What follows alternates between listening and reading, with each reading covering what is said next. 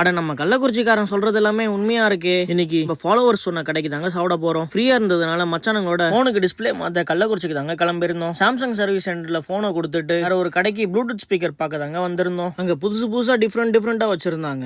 அங்க watch out நம்ம followers comment பண்ண மாமந்தூர்ல இருக்க பழனியப்பா ஹோட்டலுக்கு தாங்க வந்திருந்தோம். நம்ம ஃபாலோவர்ஸ் கமெண்ட் பண்ணது கதை கிடையாது, உண்மைதாங்க. பரோட்டா டேஸ்ட் வேற லெவல்ல இருந்ததுங்க. 3 சால்னா கொடுத்துட்டு இருந்தாங்க. Mutton, chicken, veg.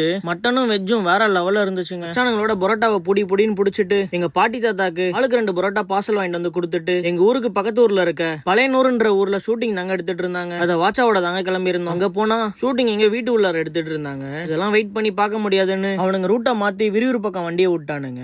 அங்க போயிட்டு அவனுங்க சின்ன வயசு டீச்சரை பார்த்துட்டு அவங்க கிட்ட கொஞ்ச நேரம் பேசிட்டு இன்னொரு மச்சானுக்கு ஸ்கூல் விட்டதுனால அவனை பிக்கப் பண்ணிட்டு வீட்டுக்கு தாங்க கிளம்பிட்டோம். போற வழியில வேற லெவல்ல ஒரு லவ் ஸ்டோரியை பார்த்திருந்தோம். இதுக்கு தனி வீடியோவை இன்ஸ்டாகிராம்ல போட்டிருக்கேன். வீடியோ பாக்குற நீங்க எங்க இருந்து வீடியோ பாக்குறீங்க கமெண்ட் பாக்ஸ்ல கமெண்ட் பண்ணுங்க.